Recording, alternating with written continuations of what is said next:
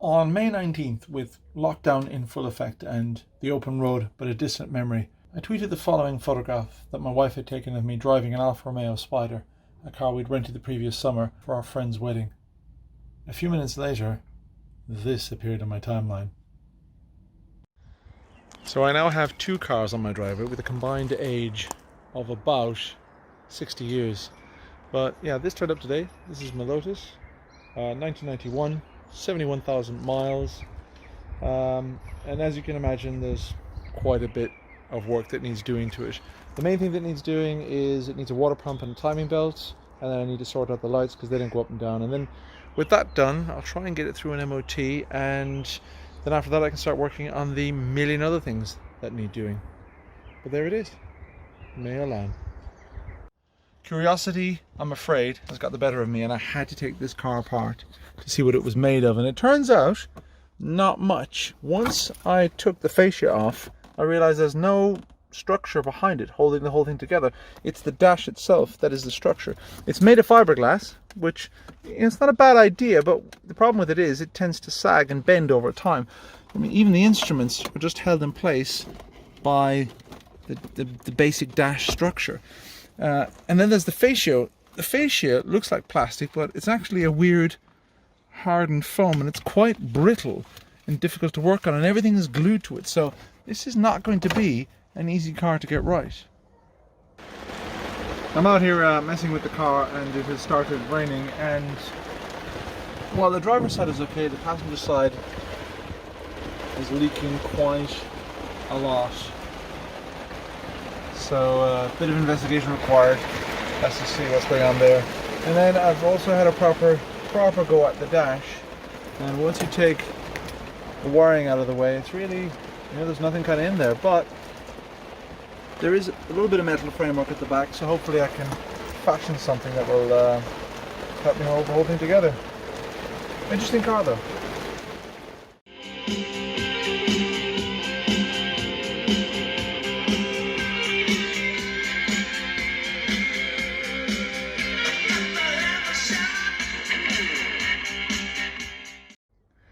It's almost as if the Lotus is trying to cheer me up for the big mini bill I just got, because it's given me loads of little wins today, and this is the latest one. This is the original electric mirror switch. It was just beyond repair. I took it apart and all the connectors were all broken in it. So I looked at the wiring and compared them and found another one online. This is off like a Cavalier from the mid-90s. Had to do a bit of bodging because the connections were different, but once I did that, lo and behold, get my key going, we have mirrors on both doors. A win. Not only that, even the heating element bit works. Look at that! So you might be wondering why I went to the trouble of taking the entire, basically, interior of the Lotus apart. And there's four main reasons, and the first of which is wiring. This, in my fist, is just leftover wiring from an old phone kit, an old CD changer, and an old alarm, none of which were in the car and none of which were working, obviously, but all that was in there. So first things first, that had to go. The second reason I took it apart was I wanted to put in new wiring, and the dashboard and the interior of the Lotus doesn't really lend itself to being taken apart and put together many times, so I wanted to do it all in one shot. So I wanted to put in digital radio with Bluetooth and streaming, so that needed to run an antenna and power in. I wanted to put in central locking. There's a central locking drive for passenger door. The driver's door one is in there, and just figuring out where the wiring goes. And I also wanted to put heated seats into it because as I'm taking the seats apart, why not have a little bit of modern luxury? The third reason I took the dash apart was because the dash itself is not in great shape. It's all a bit saggy and tired. So this is the fiberglass sort of frame of the dashboard, and it's sagging here badly, and then everything rests basically on top of this structure. So I'm going to put a bit of reinforcement from here onto the steering column up there and basically tighten the whole thing up. And because the fascia as well is made of this foam, all the brackets are glued onto it, and a lot of those contact points have broken. So all of those have to be sort of reattached so that when I put it all back together, it'll sit tightly and hopefully will squeak an awful lot less. the fourth and final reason I took the Lotus apart was curiosity more than anything else. I've never owned a sort of semi-exotic, low-volume, fiberglass-bodied sports car before, so I was very curious to see how it all went together. And I have to say, given that it's 30 years old and it probably wasn't developed with a massive R&D budget, it's actually held together surprisingly well, and there's some really clever and thorough bits of engineering behind the scenes. So find me another 30-year-old car that hasn't got some area where it's a bit chunky. So in taking the interior apart, my plan is to bring it back to life. But overall, everything I've done so far, the car's just been trying to work with me. This is a car that wants to come back to life, and it's honestly, it's a joy to work on. Quick update on what is going on. All the wiring is pretty much sorted. It looks a bit of a mess, but once it all goes in, once the dash is in, all this will start to take shape. So there's the stereo wiring, including its digital radio antenna. I'll show you that in a second. Here's the heated seat wiring, looking good. And then the central locking is in, the module is in there, and the door wiring is all sorted. Just got some new speakers on order, but now if you look at the little door latch, it locks itself. Results. Also, there's a new antenna on it. It's actually a roof antenna. It's twisted slightly to fit, but integrated digital radio, so nice and neat. No ugly things stuck to the windscreen. And yeah, not a bad fit. An absolute bastard to get in, but nice. Came out this evening to burn off a little energy, maybe spend half an hour getting started on the central locking on the passenger door of the Elan. Well, it turns out, once you've done it once, it's pretty easy to do it on the other side. The door card comes off in a matter of minutes. The actuator nestles neatly in this little corner over here. 2 quick holes in the fiberglass to install the actuator. Bit of linkage, screwed onto the original door lock neck, and what do you know? You have central locking. Now I've cheated a little bit because I still have to run the wiring through, and that has to go in through that little loom in there, and that's going to be a nightmare. But that's okay. The door has to come off anyways because the fit is pretty appalling to begin with.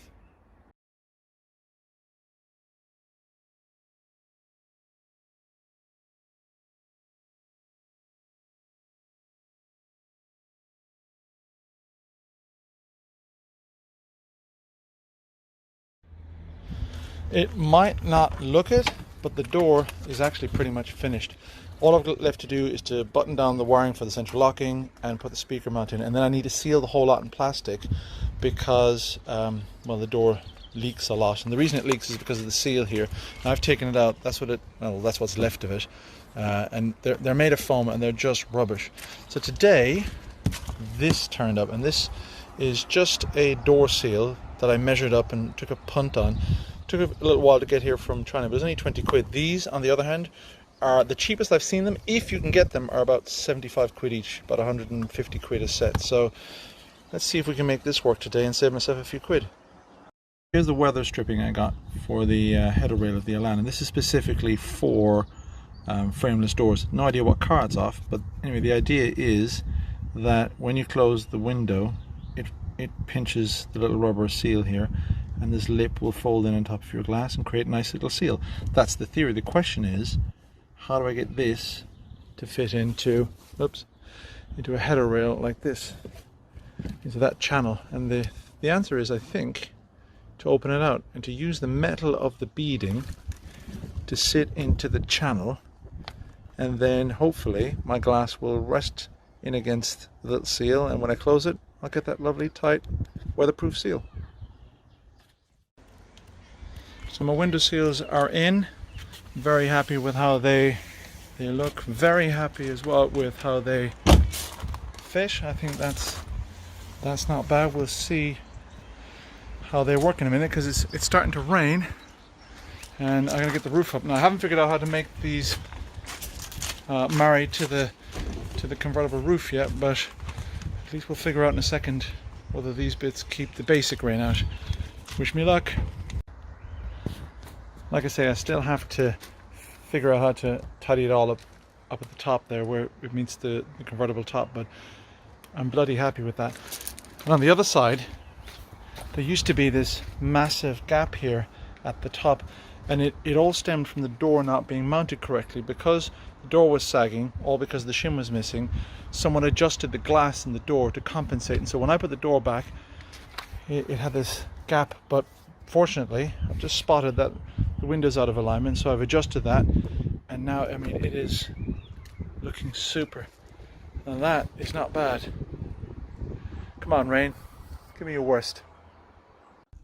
We had a bit of rain last night, but the good news is that my seals seem to have done their job. The water went down its merry way down here, but then once it got to where the mirror meets the rubber, it started to sneak through. And then looking at this, there are gaps all over the place, so it's probably hardly any wonder. But it wasn't as bad, nothing as bad as it was before. The other job for today is to rebuild the door cards, and to do that, I first need to put the speaker pods in. So what I'm going to do is I'm going to seal the back of these with plastic so that if rain ever does get in again, it won't touch the speaker and disintegrate them like it did last time. And the joy of low volume cars is they don't mess around having their own special connections for things. They just use off the shelf stuff. So when I put these speakers in, no more wiring required. Result: the passenger's door card is finally in, and this has taken a lot more time than I thought it was going to. Mainly because you know, a lot of the screws and things that were holding it in to begin with were the wrong ones. So when I put them back in to try and hold the door in, they wouldn't work. So just, you know, this had to come out and be washed. This had to be repaired. The speaker cover had to be repainted because it had actually gotten rusty. And then just yeah, endless searching looking for the right screws to fit and to make the whole thing sit in properly, including fabricating a little thing here to make this sit in properly, because that was just flapping around in the wind. A lot of work, but yeah, it's looking good now. This is the part of the build where most people give up, where you keep taking a step back every time you think you're going to take a step forward. So when I have days like these where things are going a lot slower than I want them to, I'll do something that I know will work. And this is something that really shouldn't be going in now, but the center console is ready. This has been glued on, this has been straightened out. I've got new switches and things to go in here, so I won't fix it because it's not ready to be fixed yet, but just to make me feel better, so I get a sense of some progress, this is going to go in today.